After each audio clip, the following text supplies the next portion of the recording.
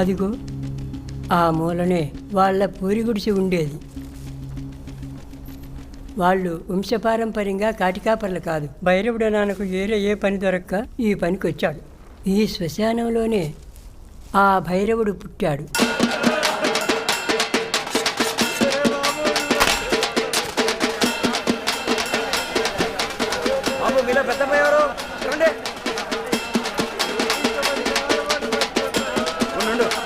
చిన్న డబ్బులు ఉంటే తిరగండి.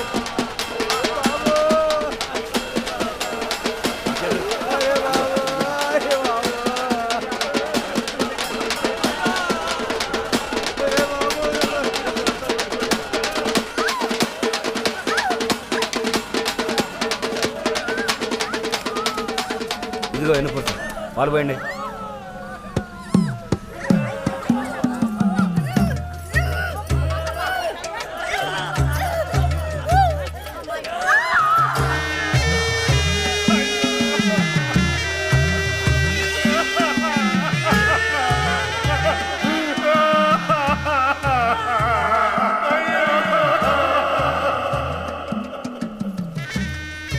ఈ సమాధుల మధ్య ఆడుకుంటూ పెరిగాడు. తర్వాత వాడికి తమ్ముడు పుట్టాడు.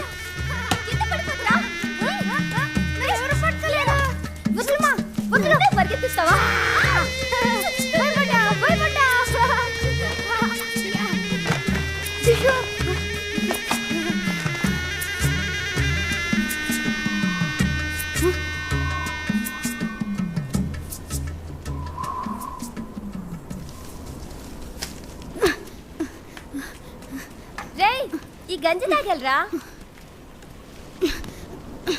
రే రే ఏం చేస్తున్నావురా?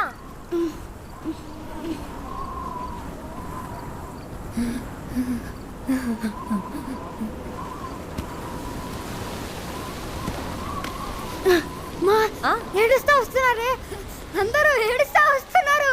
కర్మ. ఏం చెవులో ఇడివి, ఎక్కడ ఎవరు ఏడ్చినా ముందు ఈడికే వినిపిస్తుంది. అరే భైరవా, బడికి వెళ్ళబల్లా, లేరా లేరా. అమ్మా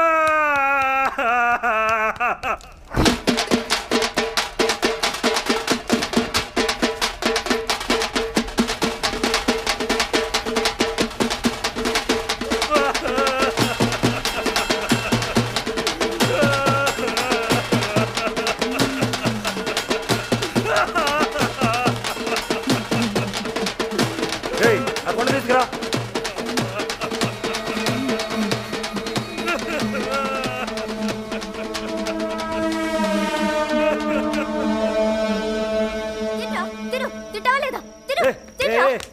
ఎందుకే పిల్లని పట్టుకుని అట్టగొడుతున్నావు? వారం రోజులైంది సరిగ్గా తిండి తినక. తింటా తిను. అగాగు ఏనాయనా, మనం బయటికి వెళ్తుందాం. రారా చిన్న, నీకంత మంటవా? అక్కర్లేదు. పదనాయన, చిన్నపిల్లల్ని పట్టమేంటి? చాలా రోజులుగా చూస్తున్నా. ఏంది నాయన సరిగ్గా తిని తింటలేదు? పుట్టన్నం తినబుద్ధి అవ్వట్లేదయ్యా. అయ్యకి ఇప్పుడు పని లేదు నాయన. పని రాగానే మాంసం కూర తెస్తాలే, సరేనా? మాంసం కూర కాదయ్యా, జనాలు ఏడవడం చూసి వారం రోజులైంది.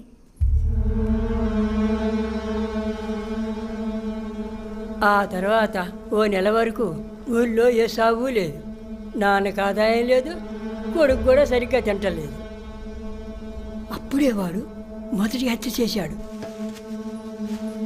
పాపా, ఇంటికి వెళ్ళిన వెంటనే తినేసి పడుకోనాయనా. అయ్యా అటు చూడు. అయ్యో ఎవరు? అయ్యో నాయుడు గారు, నాయుడు గారు, ఎవరైనా రండి. నాయుడు గారు మూర్చొచ్చి పడిపోయారు. అయ్యా అయ్యా, ఎవరైనా ఉన్నారా? నాయుడు గారు మూర్చొచ్చి పడిపోయారు. అయ్యా ఎవరైనా ఉన్నారా? తొందరండి.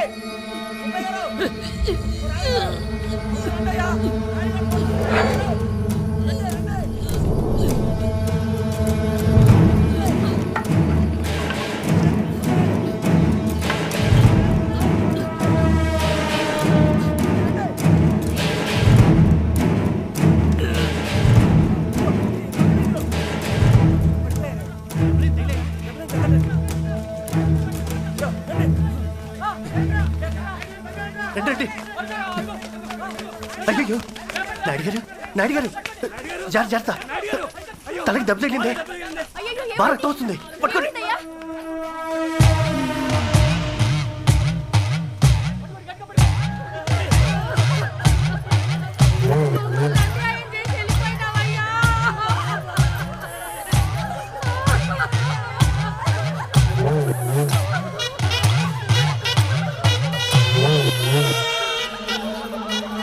ఆ తర్వాత అదే విధంగా ఓ నలుగురిని వేరే వేరే చోట్ల చంపాడు.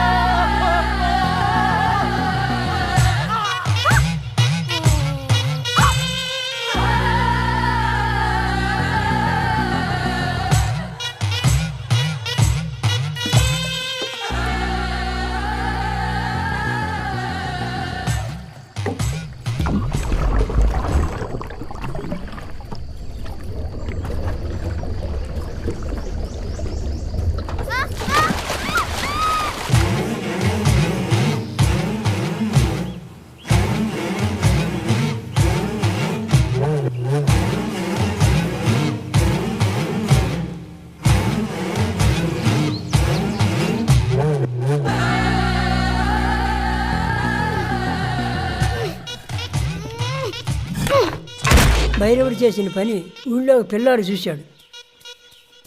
ఊళ్ళో కుర్రోళ్ళందరూ కలిసి మాట్లాడుకొని ఓ నిర్ణయానికి వచ్చారు.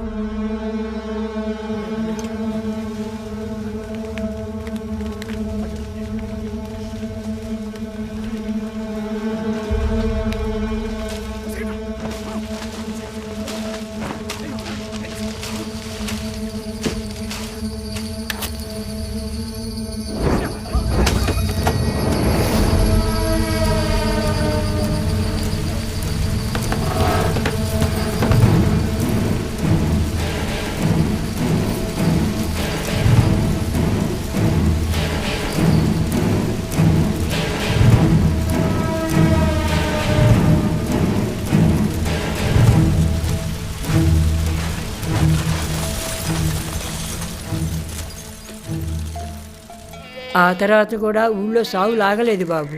జనానికి ఇలా ఎందుకు జరుగుతుందో అర్థం కాలేదు. భయంతో అందరూ ఓ స్వామి దగ్గరికి వెళ్ళి అడిగారు. కాటికాపురి కుటుంబాన్ని ప్రాణాలతో తగలబెట్టడం వల్లే ఊరికి అరిష్టం పట్టుకుందని చెప్పడంతో అందరూ ఊరి పొలిమేర దాటి 3 కిలోమీటర్ల అవతలకి వెళ్ళిపోయారు. ఊరంతా ఖాళీ అయి వల్లకాడైపోయింది బాబు.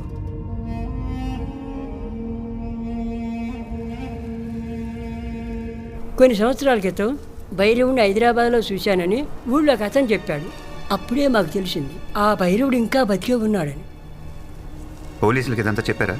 కాటికాపురి కుటుంబాన్ని తగలబెట్టిన కేసు మాత్రం కొన్నాళ్ళు నడిచింది.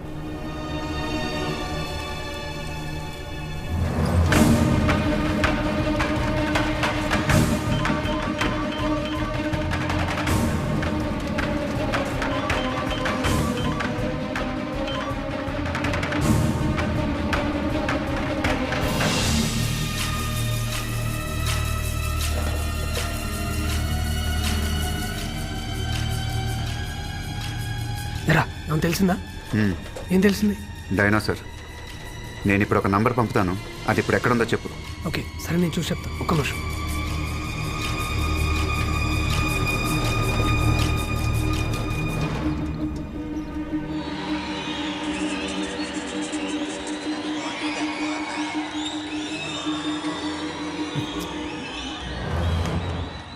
ఎవరు? సారీ సార్, నా ఫోన్ ఆఫ్ అయిపోయింది. నువ్వు భైరవుని చిన్నప్పుడు మాత్రమే చూశానని చెప్పావు, కానీ మేము వాట్సాప్లో పంపింది వాడి ఇప్పటి ఫోటో. వాడే వీడని నీకెలా తెలుసు? Sorry sir. పోయిన సంవత్సరం మా ఫ్యామిలీ అంతా హైదరాబాద్ వెళ్ళాం. అక్కడ వండర్లాలో సడన్గా ఓ సెక్యూరిటీ మా నాన్నని గుర్తుపెట్టి మాట్లాడాడు. అంటే మా నాన్నకి మారేడుకొండలో టీ కొట్టు ఉండేది. ఊళ్ళో వాళ్ళంతా భైరవుడు చనిపోయాడు అనుకుంటున్నారు, కానీ భైరవుడు ఇంకా బతికే ఉన్నాడని వెళ్ళి అందరికీ చెప్పమన్నాడు. మేమేం మాట్లాడకుండా వచ్చేసాం సార్. అందుకే ఆ ఫోటో చూడగానే గుర్తుపెట్టాను సార్.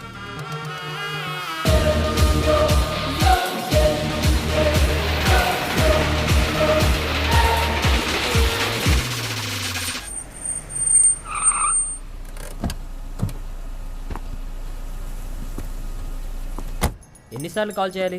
10 రోజుల నుంచి చేస్తూనే ఉన్నా. ఇంతవరకు ఎవరు రాలేదు. ఎప్పుడొస్తారు? మా సార్ తిడుతున్నారు. ఇతను కలవాలి. స్ట్రైట్కి వెళ్ళి రైట్ తిరగండి. సరే ఎప్పుడొస్తారు? నేను చెప్పేది నువ్వు విను.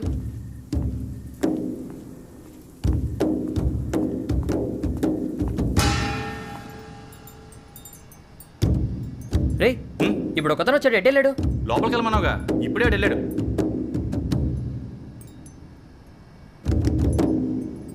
రే నిన్ను ఎత్తుక్కుంటూ ఒక అతను వచ్చాడు రా.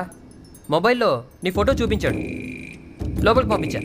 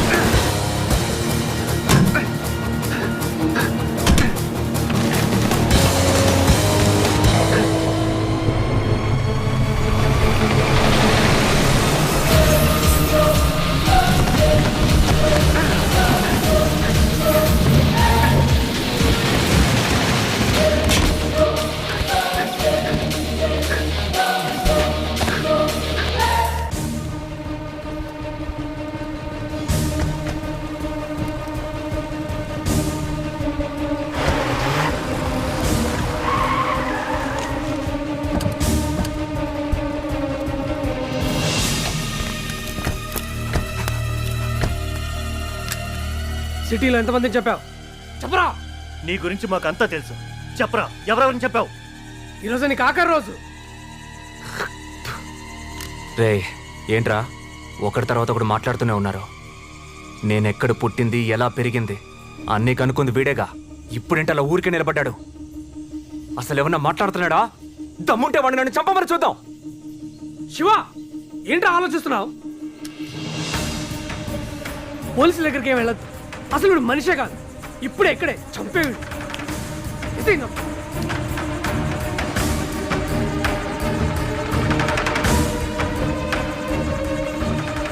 ఏమైందిరా? వీడు బై రోడ్ కాదు,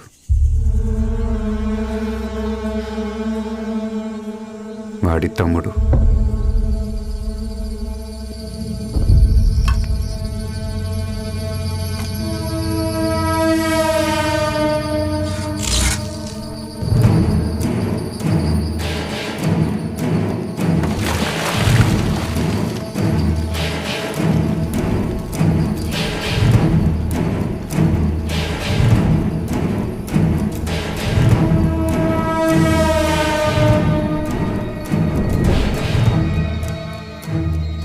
తమ్ముడే ఇలా ఉన్నాడంటే భైరవుడు ఇంకెలా ఉంటాడో.